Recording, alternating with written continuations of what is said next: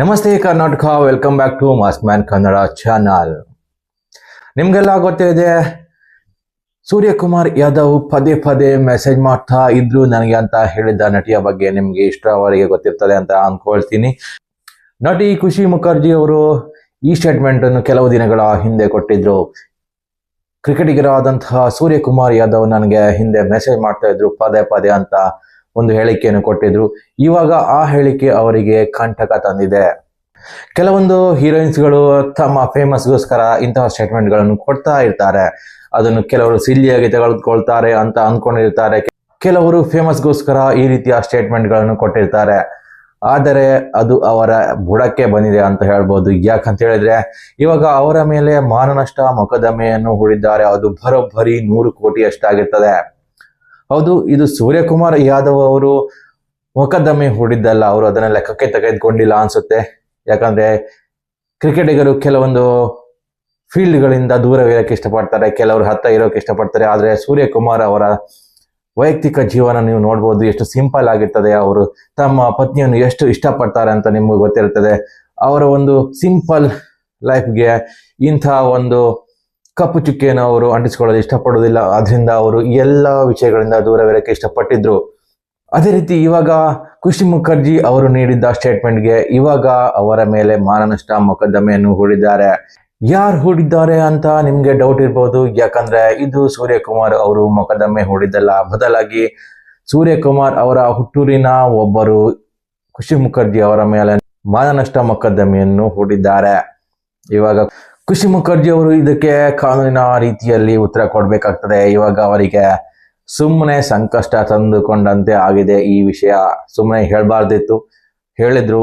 ಒಂದ್ ವೇಳೆ ನಿಜನೋ ಸುಳ್ಳನೋ ಅದು ಗೊತ್ತಿಲ್ಲ. ಇವಾಗ ಕೋರ್ಟ್ನ ಮೆಟ್ಟಿಲೇರ್ಬೇಕಾಗ್ತದೆ ಈ ಒಂದು ವಿಷಯವನ್ನು ಇತ್ಯರ್ಥ ಮಾಡ್ಕೊಳ್ಳಕ್ಕೆ. ಸೂರ್ಯಕುಮಾರ್ ಅವರ ಹುಟ್ಟೂರಿನವರಾದ ಫೈಜಲ್ ಅನ್ಸಾರಿ ಅವರು 100 ಕೋಟಿಯ ಮಾನನಷ್ಟ ಮೊಕದ್ದಮೆಯನ್ನು ಹೂಡಿದ್ದಾರೆ. ಇದು ಸೂರ್ಯಕುಮಾರ್ ಏನು ಮಾಡಿದ್ದಲ್ಲ, ಆದ್ರೆ ಅವರ ಹುಟ್ಟೂರಿನ ಒಬ್ಬರು ಈ ರೀತಿ ಮಾಡಿರ್ತಾರೆ. ಸೊ ಅವರ ಫ್ಯಾನ್ಸ್ ಇರ್ಬೋದು, ಅಥವಾ ತಮ್ಮ ಊರಿನ ಹುಡುಗನ ಮೇಲೆ ಬಂದಂತಹ ಒಂದು ಕಳಂಕವನ್ನು ದೂರ ಮಾಡ್ಲಿಕ್ಕೆ ಅವರು ಈ ರೀತಿ ಮಾಡಿರ್ಲಬಹುದು, ಅಥವಾ ಯಾವುದೋ ಉದ್ದೇಶ ಇಟ್ಕೊಂಡೆ ಈ ರೀತಿ ಮಾಡಿರ್ಲಬಹುದು. ಸೊ ಆದ್ರೆ ಇದು ಒಂದು ಒಳ್ಳೆ ಮೂವ್ ಆಗಿರ್ತದೆ. ಇಂತಹ ಬೇಡವಾದ ಕಮೆಂಟ್ಗಳನ್ನು ಮಾಡುವವರಿಗೆ ಇದೊಂದು ತಕ್ಕ ಶಾಸ್ತಿ ಆಗ್ಬೋದು ಅನ್ಸುತ್ತೆ.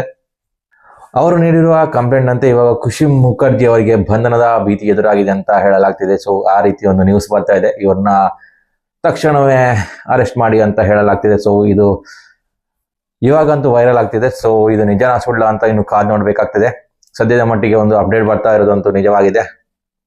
ಇನ್ನು ಎರಡನೇ ಅಪ್ಡೇಟ್ ಬಗ್ಗೆ ನೋಡೋದಾದ್ರೆ ಅದು ಇಂಡಿಯಾ ಹಾಗೂ ನ್ಯೂಜಿಲೆಂಡ್ ತಂಡಗಳ ನಡುವ ಏಕದಿನ ಸರಣಿಯದ್ದಾಗಿರ್ತದೆ. ಹೌದು, ಇದೀಗ ಬರ್ತಾ ಇದೆ ಅಪ್ಡೇಟ್. ಏನಂತ ಹೇಳಿದ್ರೆ ರಿಷಬ್ ಪಂತ್ ಅವರು ಟೀಮ್ ಇಂಡಿಯಾದಿಂದ ಹೊರಗೆ ಹೋಗಿದ್ದಾರೆ. ರಿಷಬ್ ಪಂತ್ಗೆ ಇಂಜುರಿ ಆಗಿದೆ. ಸೊ ಅವರು ಇವಾಗ ಟೀಮ್ ಇಂಡಿಯಾದ ಭಾಗವಾಗಿರುವುದಿಲ್ಲ. ಅವರ ಬದಲಾಗಿ ಧ್ರುವ್ ಜುರೇಲ್ ಅವರನ್ನು ಟೀಮ್ ಇಂಡಿಯಾಕ್ಕೆ ಸೇರಿಸಿಕೊಳ್ಳಲಾಗಿದೆ ವಿಕೆಟ್ ಕೀಪರ್ ಬ್ಯಾಟ್ಸ್ಮನ್ ಆಗಿ. ಸೊ ಸದ್ಯದ ಮಟ್ಟಿಗೆ ಈ ಅಪ್ಡೇಟ್ ಬರ್ತಾ ಇದೆ. ಒಂದ್ ಲೆಕ್ಕದಲ್ಲಿ ಇಂಡಿಯಾಕ್ಕೆ ಲಾಸ್ ಅನ್ನೋದಕ್ಕಿಂತ ಹೆಚ್ಚಾಗಿ ರಿಷಬ್ ಪಂತ್ ಅವರಿಗೆ ಇದು ತುಂಬಾನೇ ಲಾಸ್ ಆಗ್ತಾ ಇದೆ. ಯಾಕಂತ ಹೇಳಿದ್ರೆ ಒಂದೊಮ್ಮೆ 3 ಫಾರ್ಮೆಟ್ ನಲ್ಲಿ ಮಿಂಚಿದ್ದ ರಿಷಬ್ ಪಂತ್ ಇಂಜುರಿಯ ಬಳಿಕ ನಿಮ್ಗೆ ಗೊತ್ತಿರಬಹುದು, ದೊಡ್ಡ ಕಾರ್ ಆಕ್ಸಿಡೆಂಟ್ ಆಗಿರ್ತಾರೆ. ಸೊ ಅದರ ಬಳಿಕ ಅವರ ರಿಕವರಿ ಆದ್ಮೇಲೆ ಅವರು ಕೇವಲ ಟೆಸ್ಟ್ ಟೀಮ್ಗೆ ಮಾತ್ರ ಸೀಮಿತವಾಗಿರ್ತಾರೆ.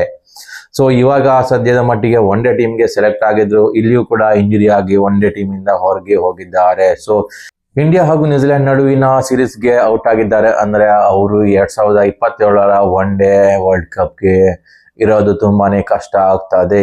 ಇದು ಅವರಿಗೆ ತುಂಬಾನೇ ಒಂದು ಬ್ಯಾಡ್ ನ್ಯೂಸ್ ಆಗಿರ್ತದೆ ಅಂತ ಹೇಳ್ಬೋದು. ಇಂಜುರಿ ಆದ್ರೆ ರಿಕವರಿ ಆಗೋಕ್ಕೆ ತುಂಬಾನೇ ಟೈಮ್ ಬೇಕಾಗ್ತದೆ. ಸೊ ಇವಾಗ ಅವರು ಈ ಸೀರೀಸ್ ಇಂದ ಹೊರಗೆ ಹೋಗಿದ್ದಾರೆ ಅಂತ ಹೇಳಿದ್ರೆ ಇನ್ನು 6 ತಿಂಗಳುಗಳ ಕಾಲ ಒನ್ ಡೇ ಸೀರೀಸ್ ಇರುವುದಿಲ್ಲ. ಸೊ ಅವರು ರಿಕವರಿ ಆದ್ರೂ ಕೂಡ ಟೀಮ್ ಇಂಡಿಯಾಕ್ಕೆ ಎಂಟ್ರಿ ಕೊಡುವುದು ತುಂಬಾನೇ ಕಷ್ಟ ಆಗ್ತದೆ. ಅವರು ತನ್ನನ್ನು ತಾವು ಪ್ರೂವ್ ಮಾಡಿಕೊಳ್ಳಲು ಕೆಲವು ಪಂದ್ಯಗಳಿರ್ತದೆ. ಒಂದ್ ವೇಳೆ ಅದರಲ್ಲಿ ಅವರಿಗೆ ಚಾನ್ಸ್ ಸಿಕ್ಕಿದ್ರು ಆಯ್ತು, ಒಂದ್ ವೇಳೆ ಚಾನ್ಸ್ ಸಿಕ್ಕು ಫೇಲ್ ಆದ್ರೆ ತನ್ನನ್ನು ತಾನು ಪ್ರೂವ್ ಮಾಡಿಕೊಳ್ಳಲು ಆಗುದಿಲ್ಲ. ಆದ್ರಿಂದ ಅವರಿಗೆ ಒನ್ ಡೇ ವರ್ಲ್ಡ್ ಕಪ್ ನಲ್ಲಿ ಆಡೋದು ಈ ಬಾರಿನೂ ಕಷ್ಟ ಅನ್ಸುತ್ತೆ. ಒಂದ್ ವೇಳೆ ಈ ಮಾಹಿತಿ ನಿಮ್ಗೆ ಇಷ್ಟ ಆದ್ರೆ ಲೈಕ್ ಮಾಡಿ, ಸಬ್ಸ್ಕ್ರೈಬ್ ಮಾಡಿ. ನಮಸ್ಕಾರ.